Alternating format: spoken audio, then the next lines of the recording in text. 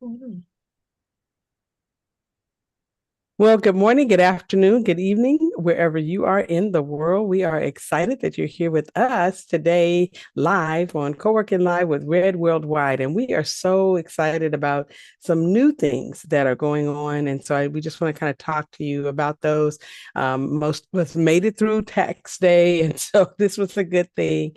And we're excited to be in a position where we now can move forward and look at what we need to be doing for the rest of the year to just ensure that everything is in the right position for us. And so today is Tuesday, and we usually talk about legacy on Tuesdays. And so I'm excited today about being able to talk about something that is really important to most of us. And uh, we as we're thinking about what we're doing with our businesses and what this will mean, some of us are thinking about, the possibility of transitioning a company to your children. Some of you are blessed to have your kids working with you in a business. And so, for that reason, there may be an opportunity there for you to take this wonderful business that you've built and transition it to one of your children, or maybe a niece or nephew that's working in the company with you, or a brother or sister that might be younger and is looking forward to taking over. And so we want to kind of talk about some of the things with regards to this that could be really important to a lot of people that are very interested in trying to keep the business in the family. And it's a thing, keeping the business in the family is a real thing. I have talked to many people whose families run companies, and there's all different types of configurations. Sometimes there are companies. I was talking to a young man the other day. He's a coaching client of ours, and we were talking about the fact that he had one restaurant and his brother had the other restaurant. And so rather than maybe having everybody working at the same location, sometimes you can spread people out.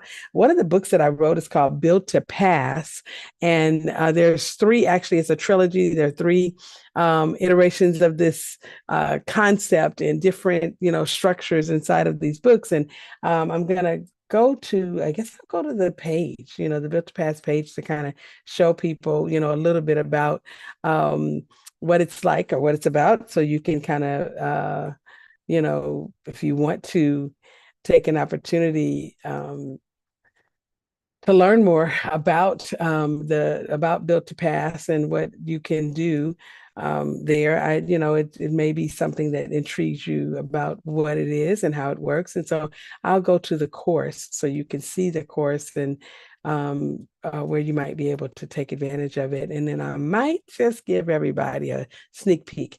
But one of the things that I can say to you about it is that there is a set of audiobooks that I've given out here before for the first two of the three audiobooks that are available. And because those are available already, I, don't have a problem giving people an opportunity to listen in on those without having to pay anything. Those are free to you. And so I'm going to go to our um, page where we make this available. And if you're interested, send me an email or direct message me or some kind of way, get to me the information. You can go to our website, redworldwide.org, and there are ways to message me there or to send a direct message or an email, or put something in the community if you belong to the Red membership, get in there, so that you can take advantage of um, some of the things that we have available. But I do want to share this because I think that it's really important for people who are interested in learning a little bit more about, the possibility of having legacy operating very clearly in your business. You can take advantage of paying attention to our books here. So the Built to Pass series is really a master class in legacy creation, expertly weaving personal journeys with lessons in building businesses that outlive their founders. And there's three of these books. There's Constructing a Company to Live Beyond You. There's, hold on, let me just open this up so you can see that. There's Growing an Organization that Transcends You. And then, of course, there's Building a Legacy that Endures Because of You. So all this has to do with legacy and building companies that actually are valuable in their nature. They have the value in them, and you could pass it down to your children. You could sell it to somebody else, pass it down to another level of managers, and it really does, give you opportunities there. And so we are so excited, to be able to give this to people because it gives them the ability to get into a story that's a very realistic opportunity here, that shares a little bit with you about someone who had the opportunity to learn about building a company to pass it along.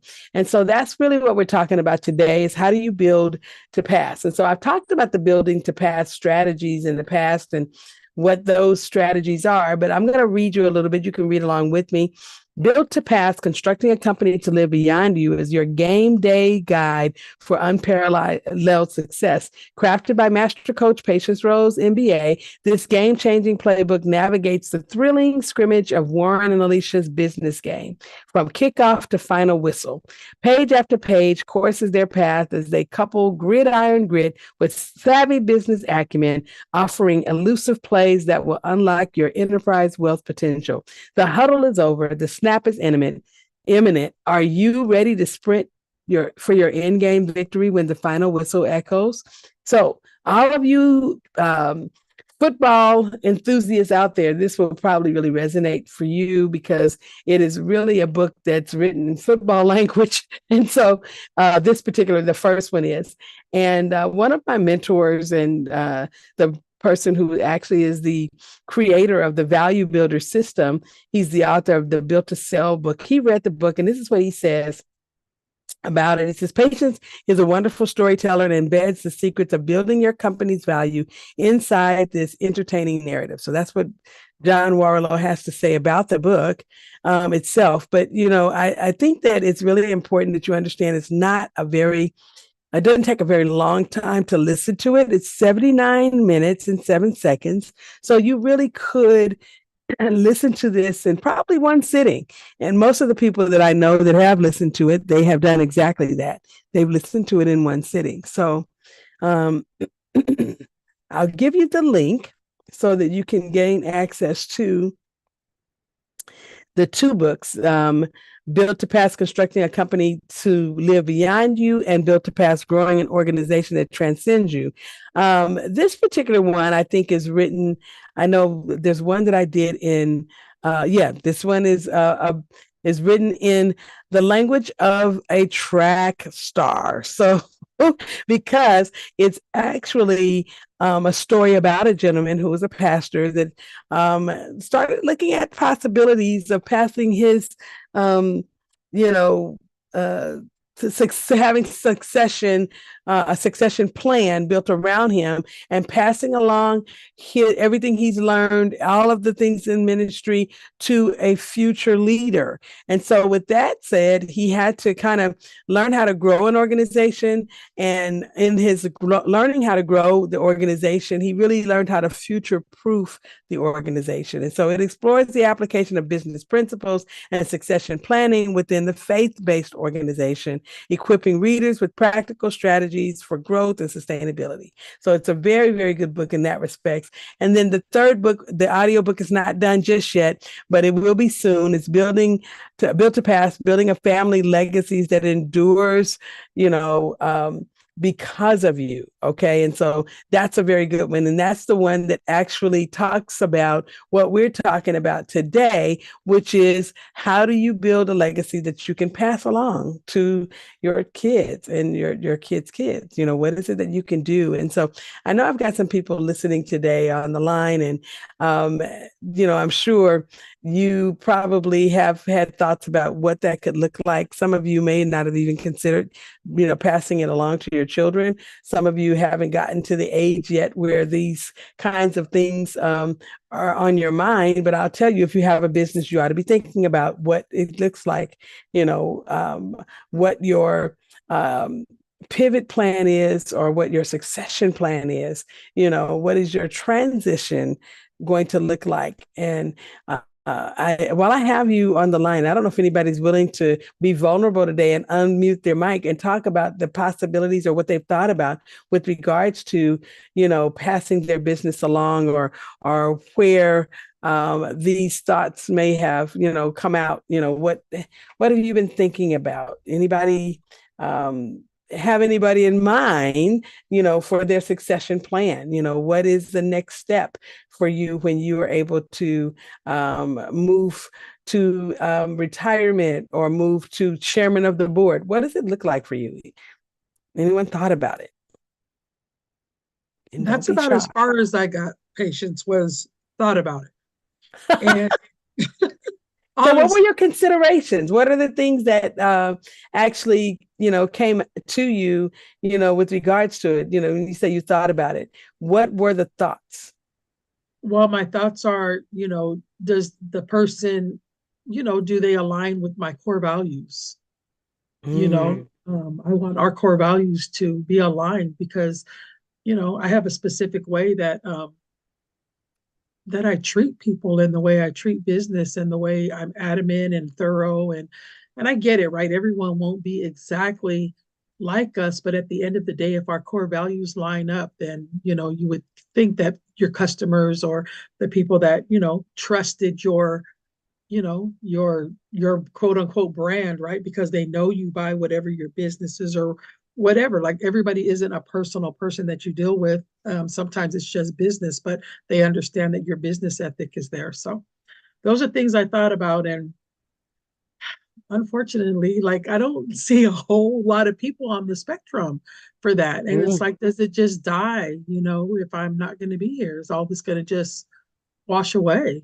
And that is a huge, huge concern. I tell the story all the time about how my parents' businesses did not outlast them, and that's because they didn't really understand succession, I don't think, or they may have thought about it, but they didn't see their businesses as assets. It was just like, okay, I'm doing some extra work, I've got some extra things, but they don't, I didn't think that when I thought about it later, I don't think that they thought about the fact that either one of the kids would think that what they were doing was valuable enough to continue in it.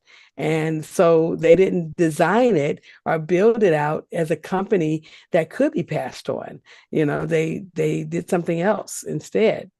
I don't know. Anyone else on the line that, have thought about this, or is this something that, me bringing it up now has you thinking about it? Well, for me, Bishop Patience, this is Danita. So I actually didn't think about it until I actually was introduced to co-working and doing co-working. And I was thinking to myself, well, I have men, my children are boys. So, with me having a party favor business, I'm thinking they wouldn't be interested. And it just so happens that I was talking to my granddaughter, and she is 11. And she goes, Grandma Danita, I would love to learn that and keep doing it when you go away. And so I thought, oh my God. So when she's coming over, we've been doing a few things and, showing her how to do it. And she's like, this is fun. Do you have a lot of fun? Like, yeah, when I get the business, I do have fun. So it is now something I'm thinking of, like, oh, okay, maybe this is what she would like to do. So maybe it's possible to outlive me, right? Hmm. Yeah, and the thing is that when you're really thinking about it from that standpoint, sometimes the person that you pass over is actually the one who would take it and really flesh it out and do it. I mean, give value back into the business because they're looking at, man, somebody prepared this and somebody took the time to build this company, and now I get to do it every day. I get the honor of running a company that was built by someone in my family. I've seen others, not in our family as much because we don't really.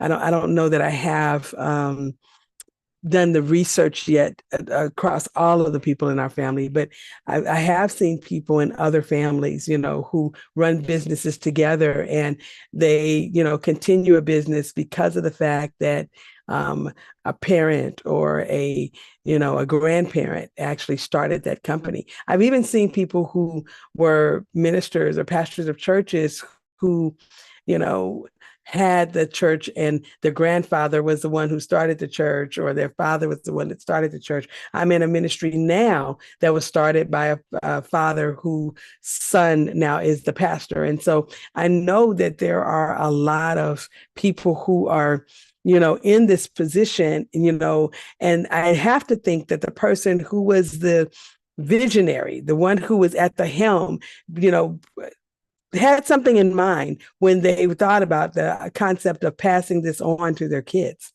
and what it would look like, how they would be involved, or maybe, at some point they would, share the board, or they would have some kind of interaction. And so when I wrote the book, Built to Pass, Building a Legacy That Endures Because of You, in my mind, I wanted to tell a story of a family who had a visionary, in this case, Will Beckett Sr. is the gentleman's name, and with humble beginnings his beloved wife, alongside of his beloved wife, Lillian, and they together established this foundation of Beckett Enterprises. And it was actually a salon, and they started it, from in their living room, okay? And at some point, they decided to legitimize their salon. And as the narrative really unfolded, the family navigated through these complexities of wealth preservation and estate planning and the challenges that come with building a lasting legacy.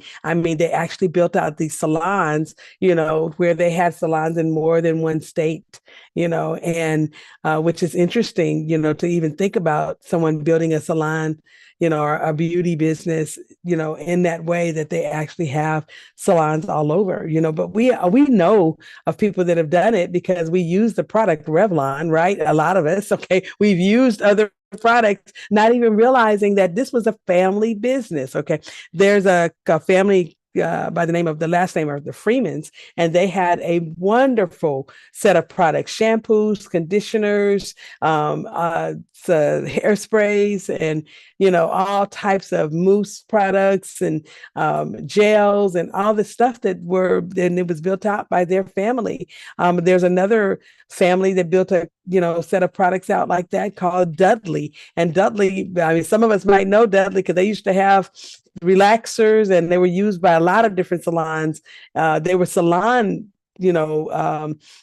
grade products. And so, interestingly enough, someone is thinking this through, thinking about, okay, we build this company out, we build it, in a way that we're going to pass it down. We're not building it to sell, we're building it to pass it down. We want it to forever stay in our family. And so I think about, I always go back to James M. Cox when I'm talking about trust, and how he built out Cox Cable and, Cox Enterprises and Cox Entertainment, which, he put it in his family trust. Why? Because he wanted it to always remain within the family, and so eventually I think they sold one of the companies, but to Time Warner. But here's the thing, and fact check me on that one because I'm not exactly sure, but I do know that I heard that a few weeks ago that someone was telling me that is something that happened. So I need to go back and do probably another case study just to see where the company is now. But I look at some of these companies like that, and I think of another particular company, Carol's Daughter. who the company was passed down to the sister, or to the daughter. And she eventually sold the company, and people were concerned that it wasn't going to have the same level of care in the company. They weren't going to, like what Anita talked about, that, when the company got sold to someone else, that it wasn't going to be the same. They weren't going to, have the company present the same way that it had in the past. And so when we're looking at these things, we want to be thinking about, okay, what about my company? What is it that I have that I, want to preserve and package so that if I do pass it down, it remains intact. These are the things that have to remain with the company, the values, the core values of the company. I heard Adina speak of that. Some other people are concerned about, the product being the same and them not changing maybe the formulas, or if it's a product that does have, ingredients, not changing the formulas, not, taking away the focus. Okay. Some people who have service-based businesses, there's a focus that they might have, and maybe they're focusing in on people who are underprivileged. Or, I was watching a show with my husband, and in the show, it was, a television show that was all about the medical field. And there was a gentleman who had come up with a particular cure for a longstanding disease that affected people who were in a certain community. And he came up with a cure. And after he got the cure into a particular hospital, at some point he saw that he was going to be able to make money, and he sold the company after they had their very first set of clinical trials that worked.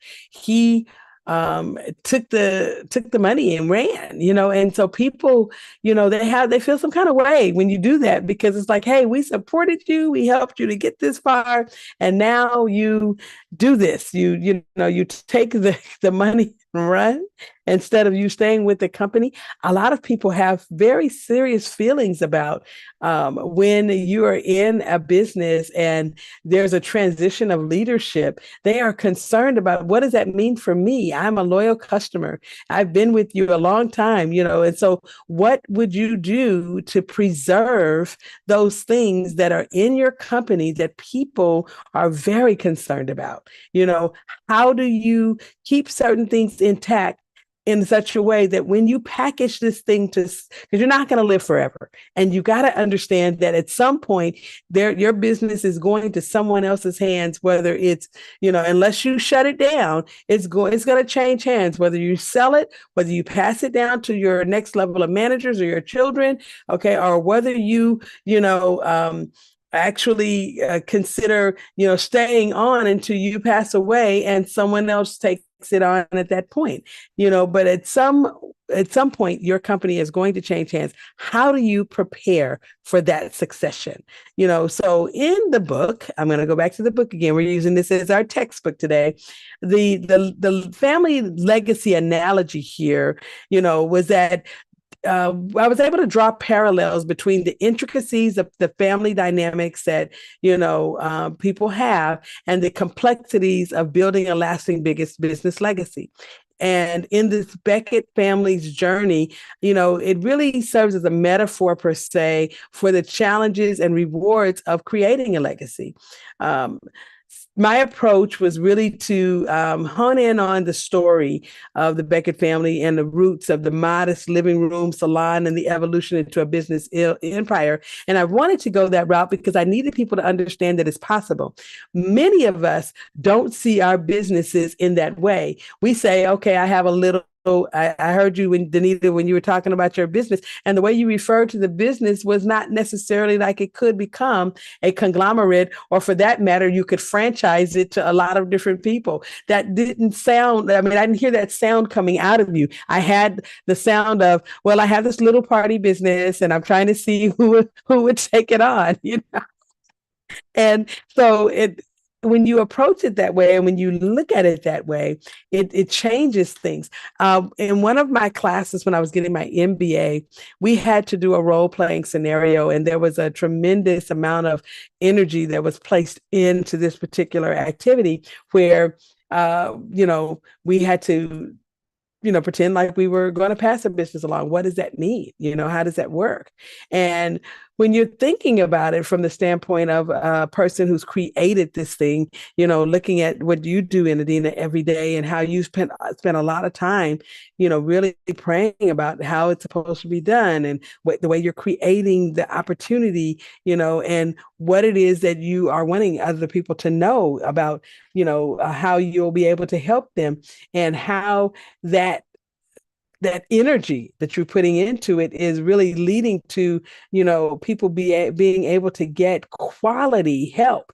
I mean, expertise that you have that you're being able to put forth to others in a manner that you do is really powerful. And it leads them to be able to open up their opportunities for other people as well because of what you've been able to do for them. And so when I see that, the approach to your business empire, per se, because you have several companies now that are working in tangent with each other, it does provide a tangible context, okay, for how a company could affect other people. And that's what really matters when you're talking about building a legacy. And I know that, C. Morgan is on here, and she knows a lot about this because they have family businesses that are helping other families, and they build out processes within their business to provide others, with wealth education and helping them to learn how to, within the family, make sure that, certain things are, the strategies are there, and people even being able to learn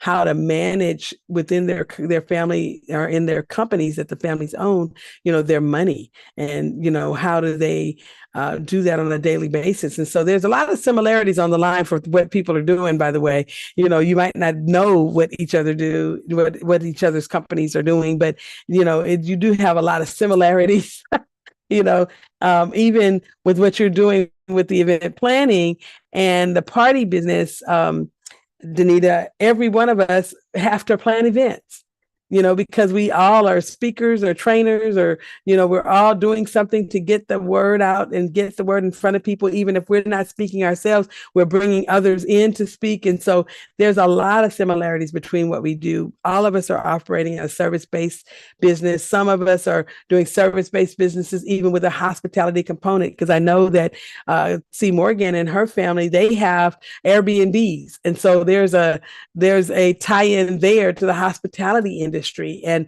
the things that you have to do. And so she just posted in the chat, family is always watching and will try to replicate when we cannot see. And that's really true. So we've got to make sure that whatever it is that we're doing it in a way that adds value, that gives them a model. Even if we don't choose them to be the next successor, for us, we still want to be able to do what we're doing in such a way that we're, leaving breadcrumbs. Okay. So that's the thing that I think will make things, work better when we're able to, because sometimes the breadcrumbs that we leave, that leads them back to us. And maybe years later, maybe they're not the one that could do it today, but maybe years later, after they get a little more experience and they become the person that they're becoming, they might be the one chosen, to take over. So, don't ever count people out as, just know that this may not be where they are today, but sometimes you get a little, indication that, man, they might be able to take over, this business at some point. And, at that point, you need to start adding value to their lives so that when you do pass it on, they're the person that they need to be to take your place. Some of the Built to Pass strategies that we emphasize in the book, are there's some actionable insights there, to emphasize the significance of wealth, preservation, not just wealth creation. We spend a lot of time telling people how to make money, but we don't necessarily spend a lot of time telling them how to preserve the money, and sometimes preserving is not necessarily creating a savings account. Okay. Sometimes preserving is making it so that the money is able to do more. Okay.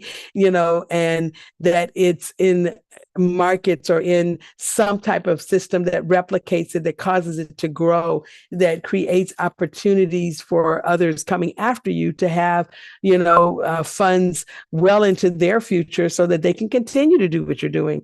The importance of estate planning is really key when you're thinking about things like this, because when you're able to put trust in place that are secure and that secure the future of the business, it really does provide an opportunity when you do get ready to pass it on, because now you have, structures in place where if there's a capital infusion needed, maybe that could come from the family trust, or maybe it's, something that, is already built into the business trust. And understanding the value of family unity, if your goal is to seek out someone in your own family to transition your company to, understanding, the importance of unity is key, because it is what ensures that the legacy will endure.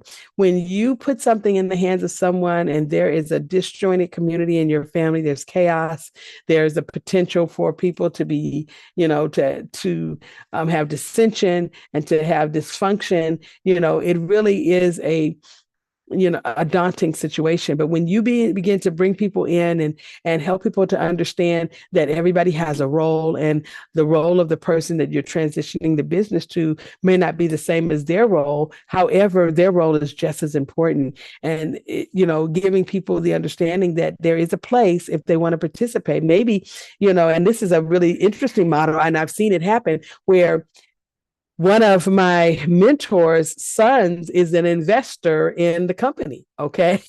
Isn't that a switch? So, rather than her actually passing the company along to him, he actually is the investor in the company. He has put money into it, and he's continuing to do things and making sure the money's always available for that company to be strong and to have its place in the industry that it's in, and to continue moving in the direction that it's moving. And so sometimes having family members participate doesn't necessarily mean that you're passing the business along to them. It could mean that they're weighing in, for a piece of the pie. And that's a big possibility. Has anybody ever thought about that? Or is that something, you can raise your hand or put your thumbs up, or, or even share if you like, about the possibility of, making room, making space for your, adult children to buy in to the business. Is that a thought? No takers. Okay. Let me see. Not something that you thought about, but a thought. Yes. Okay. Yeah. I see that. And Adina's saying, yes, a thought. I see more. But it's like they have to be open-minded to accept it at times, because they think sometimes they have to find time in their life for them to learn it, to be knowledgeable of it. And it's like teaching them, hey, just take bite-sized pieces and you can move along the way to learn it. But I've seen that. I'm not going to say even when our kids, they think their life is too busy, don't have room for it, even though it's going to be beneficial in their future.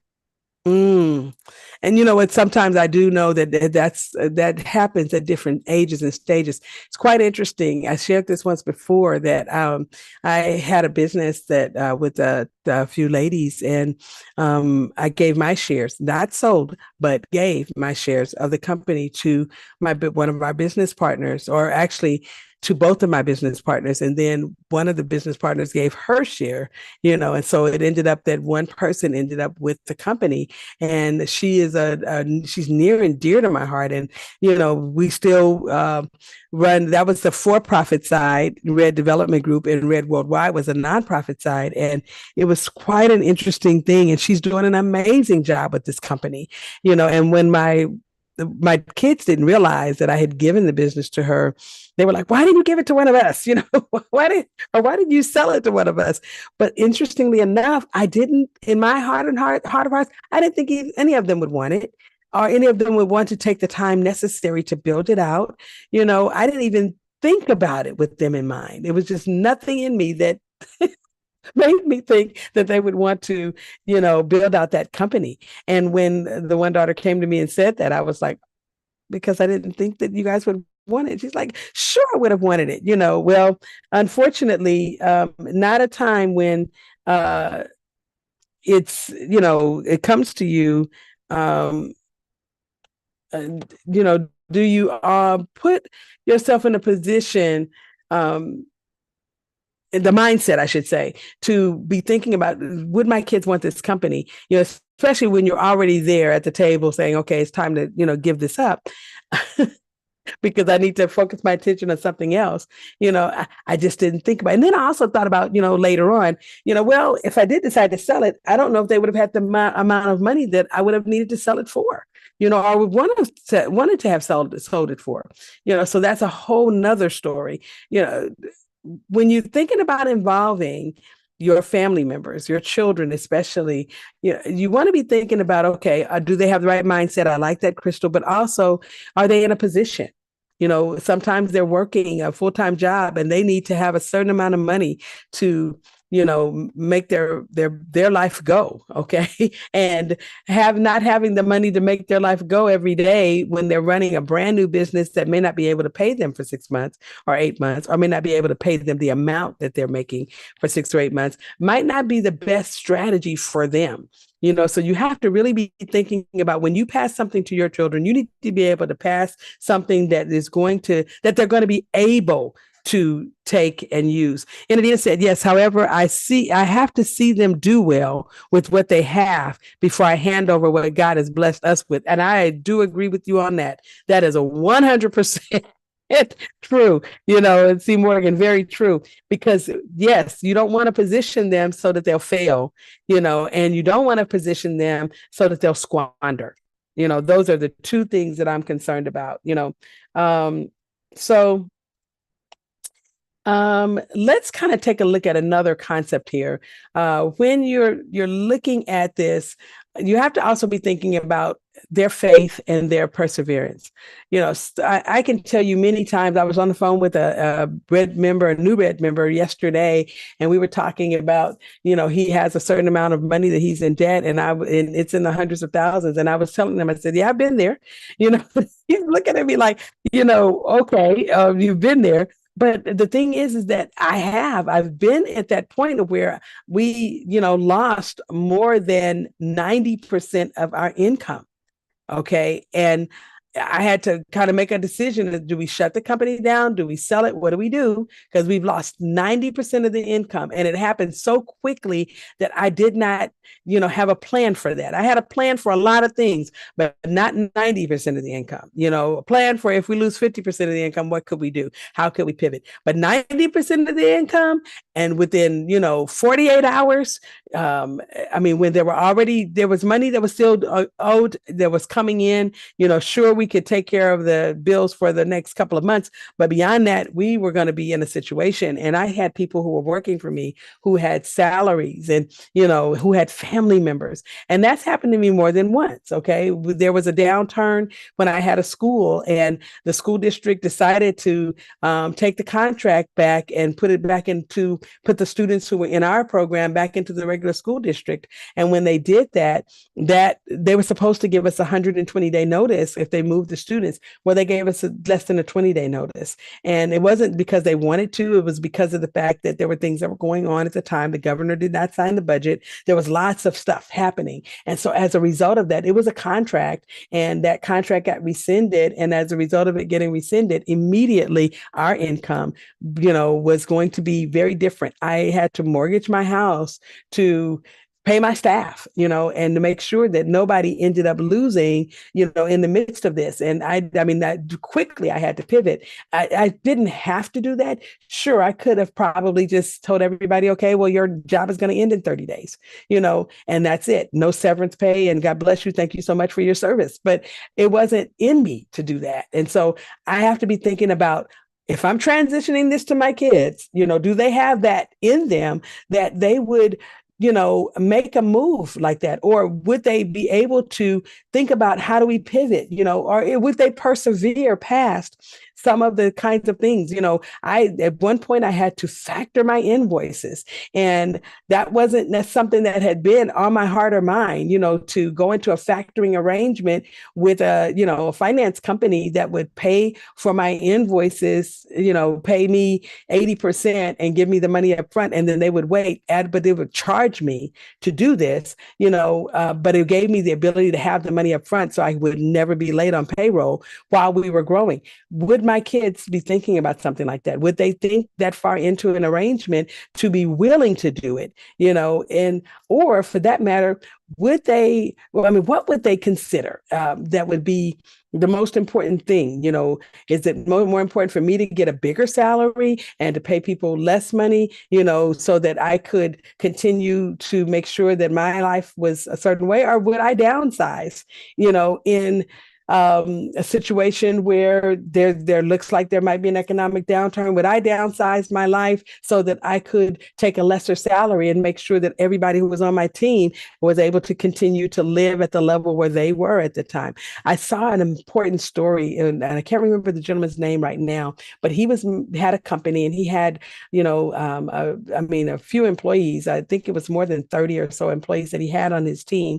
And notice I said team and not staff, because the way that we approach things is different when we are thinking about people before profits. So, he had a team, okay? And he made the decision to reduce his salary that was in the hundreds of thousands of dollars down to $75,000, and to raise all of his people in his company salaries to $75,000. So everybody was getting $75,000. And he talks about how this changed the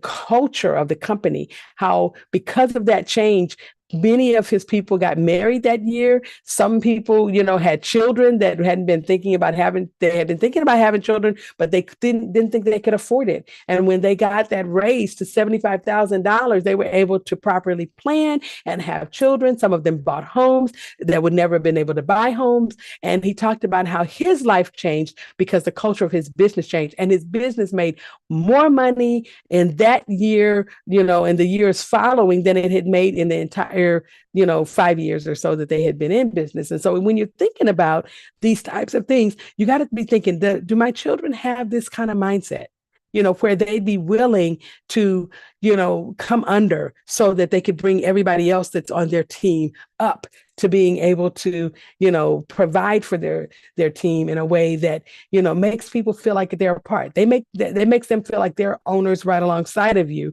and they treat your company like it's that way. So a holistic approach is going to be, important. I know we're coming to the top of the hour, but I really want you to be thinking about this, having the thought process of being able to do something just beyond the growth of the business. You want to think about family bonds and challenges and generational transitions that sometimes happen, when the company is passed down, to a family member, and what that could do to build, unity within the entire family when the company is in the family. I never forget, we were, my husband and I were in Northern California a couple weeks ago, actually now, and we met with a lady whose family owns many companies, and they have, several different types of businesses. And she talked about how she invested in a business that her granddaughter and friends opened coming out of college. And I thought about how amazing that is to be able to be in a position where you could, weigh in, on the trajectory of your family, well into the future. What could that look like, if you were able to not just transition your company to your children or to your sibling or, to someone in your family, but also to be able to become a part of the shareholders in the company, if it's a privately held company, how could that work, and, or for that matter, for you to be able to sit on the board and to offer your wisdom, and really help people, gain an understanding of how you have, built the company and what it is that you've been able to do, and to give them that insight and the foresight, to help them continue to do what it is that you've been doing. These are things that we really want to be thinking about when we're talking about transitioning the business to our kids, and being able to invest in them now, today, sometimes can make them a better leader tomorrow. So, think about this. I've started investing in my kids, paying for extra classes, or, going to school with them, or, anytime I can offer, money to help them take a certification or something else that's going to make them better at what they do. I'm thinking about the future of what it is that I'm doing and how potentially they will have the ability to carry on, maybe not in my company, but in somebody's company, if not their own, to the types of things that I've been able to add to ours. Well, this has been Patience Rose with Co-working Live, and we are so excited, to have brought this to you today. And I hope that this little bit that we've been able to offer today will put something on your mind and help you to be thinking about what you can do, as you are thinking in the realm of transition. And maybe it's not going to be for another 10, 15, 20 years, but having the ability to understand, what you will want to do if giving it over to your children or selling it to somebody in your family is something that you have in mind, what you need to be thinking about as you're preparing for the future.